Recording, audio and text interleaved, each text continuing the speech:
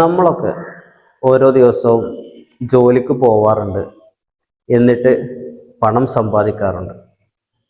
പക്ഷെ നമുക്ക് ഇപ്പോഴും ഞാനൊരു സമാധാനത്തോടെ, സാമ്പത്തികാവസ്ഥയിൽ സമാധാനത്തോടെ ജീവിക്കുന്ന ഒരു വ്യക്തിയാണെന്ന് പറയാനുള്ള ആത്മവിശ്വാസ കുറവുണ്ട്. അപ്പോൾ അത് എങ്ങനെ പരിഹരിക്കാം?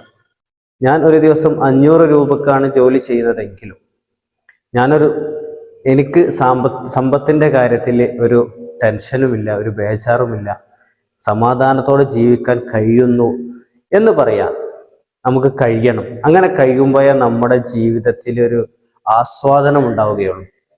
അപ്പോൾ അതിനു വേണ്ടിയിട്ട് നമുക്ക് എന്തൊക്കെ ചെയ്യാൻ പറ്റും എന്നതിനെ കുറിച്ചാണ് ഇന്നത്തെ ചർച്ച. നമ്മൾ സാധാരണ നമ്മളൊക്കെ ജോലിക്ക് പോകുന്നു, സമ്പാദിക്കുന്നു. അത് സാധാരണ ചെയ്യാറുള്ളത് ഈ സ്കില്ലാണ്. നമ്മൾ സ്കില്ല് വെച്ചിട്ട് നമ്മൾ ജോലി ചെയ്യുന്നു. നമ്മൾ അധ്യാപനമാവാം, മറ്റു തൊഴിലുകളാവാം, കൃഷിപ്പണിയാവാം, എല്ലാം നമ്മളെ സ്കില്ല് കച്ചവടം ചെയ്തിട്ടാണ് നമ്മൾ സമ്പാദിക്കുന്നത്. ഇതാണ് ഭൂരിപക്ഷം, അല്ല എല്ലാ 100% ആളുകളും സമ്പാദ്യത്തിൽ ഉപയോഗിക്കുന്ന ഒരു മെത്തേഡ്. ഇതിനപ്പുറത്ത് 2 മെത്തേഡും കൂടിയുണ്ട്. ആ 2 മെത്തേഡും കൂടി നമുക്ക് പണം സമ്പാദിക്കാൻ നമ്മൾ ഉപയോഗിക്കുമ്പോഴാണ് നമുക്ക് പതിയെ പതിയെ നമ്മളൊരു സമ്പന്നനാണ് എന്ന്, അല്ലെങ്കിൽ ആത്മവിശ്വാസത്തോടു കൂടി എനിക്ക് സമ്പത്തിന്റെ കാര്യത്തിൽ ഒരു ബുദ്ധിമുട്ടുമില്ല എന്ന് പറയാൻ സാധിക്കുക. രണ്ടാമത്തത്, നമുക്ക് പണം ഉണ്ടാക്കുന്നത്, ഒന്ന് നമ്മൾ സ്കില്ലാണെന്ന് പറഞ്ഞു. രണ്ടാമത്തത് സ്റ്റാഫ്. അതായത് നമുക്ക് ഒരു സ്ഥാപനമുണ്ട്, ഒരു ബിസിനസ് ഉണ്ട്, അതിൽ ഒരുപാട് ആളുകൾ ജോലി ചെയ്യുന്നു.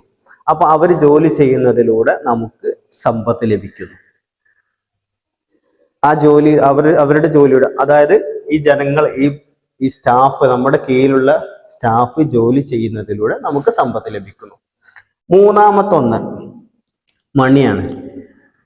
മണി എന്ന് പറഞ്ഞാൽ പൈസ നമുക്ക് പൈസ ഉണ്ടാക്കി തരും. അത് എങ്ങനെ ചോദിച്ചാൽ, നമ്മൾ ഇൻവെസ്റ്റ് ചെയ്യുന്നതിലൂടെ നമ്മൾ പിന്നെ അങ്ങോട്ട് അറിയേണ്ട, ഒന്നും തിരിഞ്ഞു നോക്കേണ്ട ആവശ്യമില്ല. പക്ഷെ ആ പണം നമുക്ക് എന്താവും, പണം ഉണ്ടാക്കി തരുന്നു. ഇങ്ങനെ 3 രീതിയിലാണ് നമ്മൾ പണം സമ്പാദിക്കേണ്ടത്.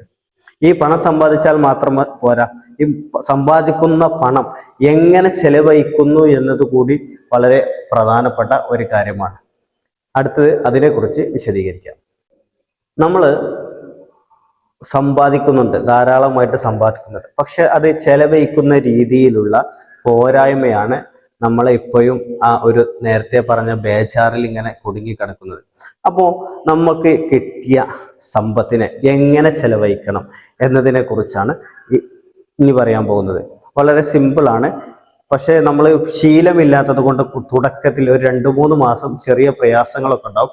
ഈ 2-3 മാസത്തെ നമ്മൾ പ്രയാസങ്ങൾ സഹിക്കുകയാണെങ്കിൽ നമ്മൾ ലൈഫിലുടനീളം നമുക്ക് നല്ല രീതിയിൽ ജീവിതം എൻജോയ് ചെയ്ത് മുന്നോട്ട് പോകാൻ കഴിയും.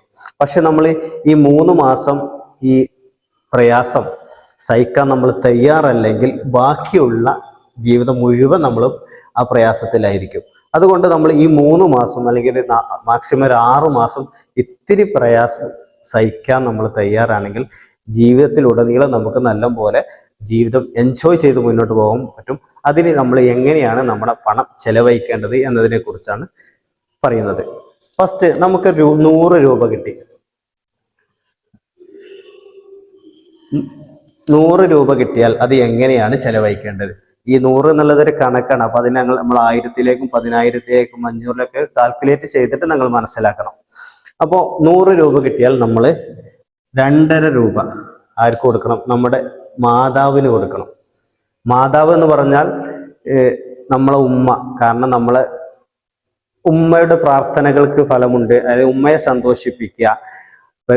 അതോടൊപ്പം തന്നെ ചെറുപ്പകാലത്ത് ഉമ്മ നമുക്ക് വേണ്ടിയിട്ട് ഒരുപാട് പോക്കറ്റ് മണികളൊക്കെ തന്നിട്ടുണ്ടാവും. അതിനൊക്കെ പകരമായിട്ട് നമ്മൾ ഉമ്മയ്ക്ക് ഒരു 2.5%, അതായത് 2.5 രൂപ കൊടുക്കുക. ഒരു പക്ഷെ നമുക്ക് ഉമ്മ ഇല്ലെങ്കിൽ, ഉമ്മ മരിച്ചുപോയി, അങ്ങനെയൊക്കെ ഉണ്ടെങ്കിൽ നമ്മൾ ഉമ്മയുടെ സ്ഥാനത്ത് നിൽക്കുന്ന മൂത്ത സഹോദരിയാവാം, അല്ലെങ്കിൽ വല്യമ്മയാവാം, അമ്മാവന്റെ ഭാര്യയാവാം, അങ്ങനെ നമ്മളെ ഉമ്മയുടെ സ്ഥാനത്ത് നമ്മൾ കാണുന്ന ഒരു വ്യക്തി ഉണ്ടാവും. നമ്മൾ കാര്യങ്ങളൊക്കെ ചർച്ച ചെയ്യുന്നു. അയാൾക്ക് കൊടുക്കുക 2.5 രൂപ.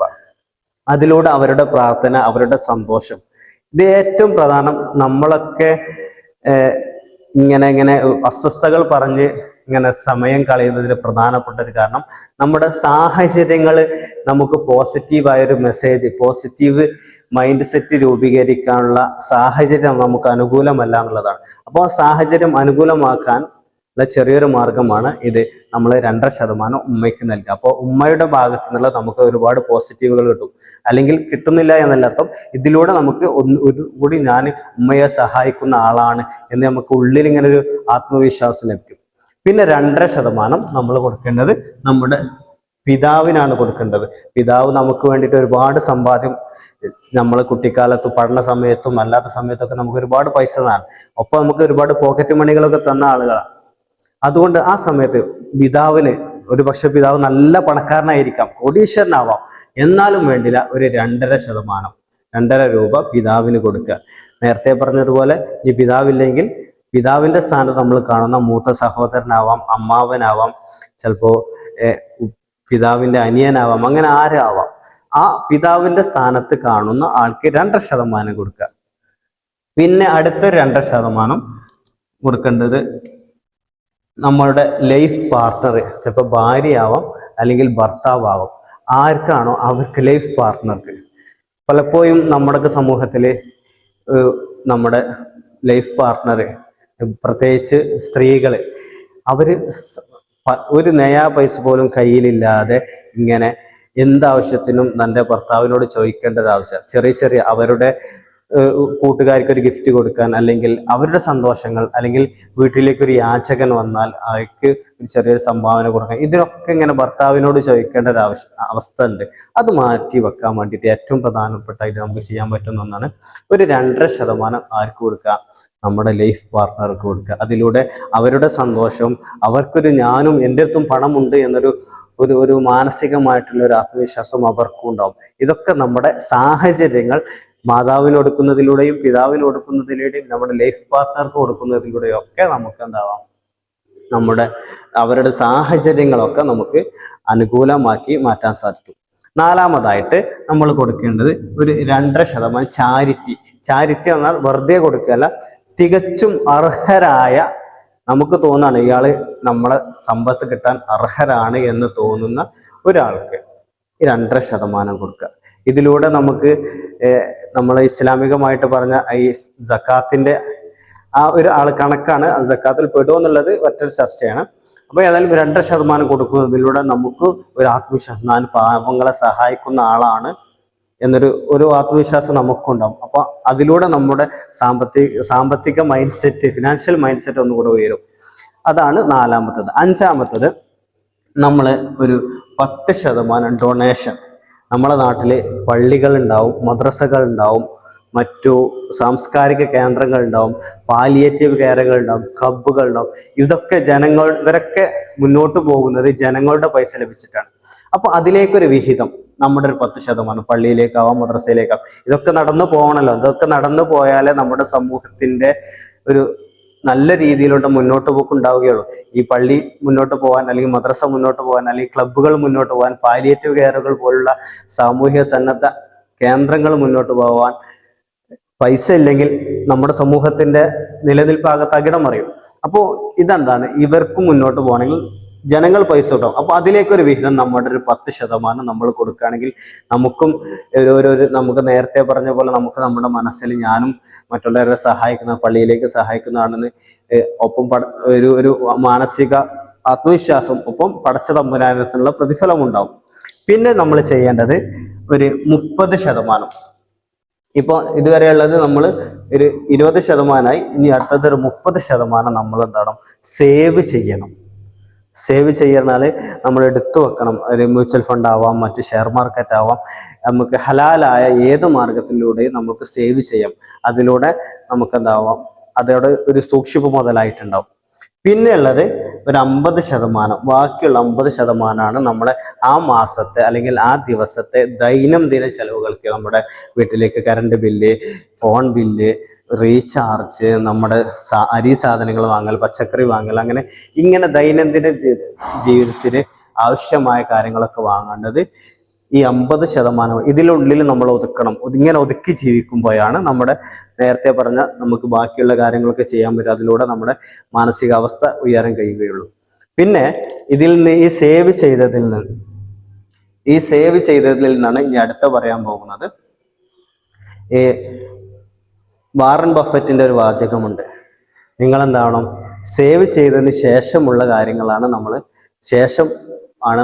സമ്പാദ്യങ്ങൾ ചെലവഴിക്കേണ്ടത് എന്ന് പറയുന്നുണ്ട്. അപ്പോൾ അതിനെക്കുറിച്ച് പല പല അഭിപ്രായങ്ങളും വന്നിട്ട് അതിൽ ഏറ്റവും പ്രധാനപ്പെട്ട ഒരു അഭിപ്രായം, നമ്മൾ സേവ് ചെയ്തതിൻ്റെ 50% മാത്രമേ നമ്മൾ എന്താവുള്ളൂ ഉപയോഗിക്കാൻ പാടുള്ളൂ, ബാക്കി 50% അവിടെ വെക്കണം.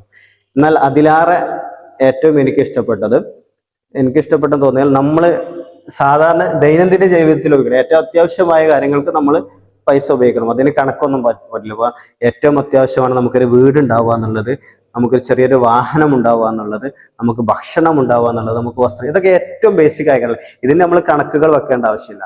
ഇതിന്റെ അപ്പുറത്തുള്ള കാര്യങ്ങൾ ചെറിയൊരു ആഡംബരമൊക്കെ ആകുമ്പോൾ ആ സമയത്താണ് വാറൻ ബഫറ്റിന്റെ ഈ തിയറി, വാറൻ ബഫറ്റ് പറഞ്ഞതിനെ കുറിച്ചുള്ള പലരുടെ അഭിപ്രായ വിശദീകരണങ്ങളൊക്കെ നമുക്ക് ഏറ്റവും ആപ്റ്റാവുന്നത്. അപ്പൊ അതിൽ ഏറ്റവും എനിക്ക് ഇഷ്ടപ്പെട്ടു എന്ന് പറഞ്ഞത്, നമ്മൾ ഈ സേവിങ്സിന്റെ 10% നമ്മൾ എന്താവാൻ പാടുള്ളൂ, ആഡംബരത്തിന് ഉപയോഗിക്കാൻ പാടുള്ളൂ. ഇപ്പൊ ഉദാഹരണം പറയുകയാണെങ്കിൽ, നമ്മളൊരു 10 ലക്ഷത്തിന്റെ കാർ എടുക്കുന്നുണ്ടെങ്കിൽ നമുക്ക് എന്താണ് 1 കോടി രൂപ അവിടെ സേവിങ്സ് ഉണ്ടായിരിക്കണം. കാരണം എന്തെങ്കിലും ഒരു എമർജൻസി, കാറിന് കേടുപറ്റി, അല്ലെങ്കിൽ നമ്മുടെ ഇവിടെ ദൈനംദിന ജീവിതത്തിൽ എന്തെങ്കിലും ആരോഗ്യപരമായ പ്രശ്നങ്ങൾ, ഹോസ്പിറ്റൽ കേസുകൾ, മറ്റു കേസുകൾ, ഇതൊക്കെ വരികയാണെങ്കിൽ അതൊക്കെ മെയിൻറ്റെയിൻ ചെയ്യാനുള്ള പൈസയാണ് ബാക്കിയുള്ള 90%.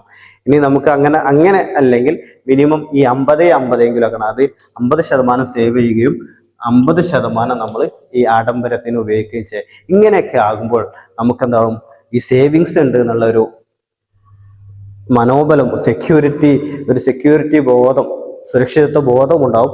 അതുകൊണ്ട് തന്നെ നമുക്ക് ആത്മവിശ്വാസം വളരും. ഇപ്പൊ നമുക്ക് എന്താണ്, സേവിങ്സ് ഇല്ലാത്തത് കൊണ്ട് നമുക്കൊരു സെക്യൂരിറ്റി ഫീൽ ചെയ്യുന്നില്ല. നമ്മൾ എപ്പോഴും നമ്മുടെ സുരക്ഷിതത്വ ബോധം ഉണ്ടാകുമ്പോഴാണ്, സുരക്ഷിതത്വം ഫീൽ ചെയ്യുമ്പോഴാണ് നമുക്ക് നല്ലൊരു എൻജോയ് ചെയ്ത് ജീവിക്കാൻ സാധിക്കുള്ളൂ. അപ്പൊ പറഞ്ഞതുപോലെ നമ്മൾ 3 രീതിയിൽ സമ്പാദിക്കണം. നമ്മളെ സ്കില്ല് വെച്ച് സമ്പാദിക്കണം, നമ്മുടെ സ്റ്റാഫിനെ വെച്ച് നമ്മൾ സമ്പാദിക്കണം, നമ്മുടെ പണം വെച്ച് നമ്മൾ സമ്പാദിക്കണം.